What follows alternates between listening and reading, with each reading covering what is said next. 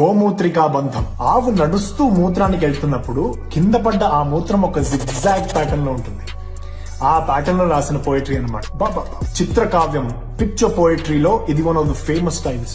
ఒక కవి పేరు తెలియదు గానీ ఇలా రాశారు: నందివాహం నతాశేషం దేవం దేవేశ్వరం పరం నిందితాహం కృతాశ్లేషం శివం సేవే నిరంతరం. ఈ ఫస్ట్ లైన్ చూస్తే మీరు స్ట్రైట్ గా చదవచ్చు, ద సేమ్ టైం జిగ్జాగ్ లో కూడా చదవచ్చు. అప్పుడు కాబట్టి భక్తి గురించి రాశారు.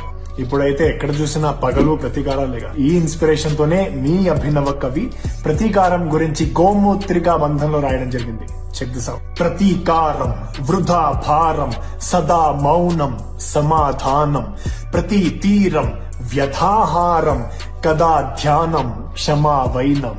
ప్రతీకారం అనేది అనవసరమైన భారం, దానికి సరైన సమాధానం మౌనం. ప్రతీకారం అనే ఎమోషన్ లో పడితే ప్రతి తీరం వ్యథాహారమే, పెయిన్ఫుల్ నెక్లెస్.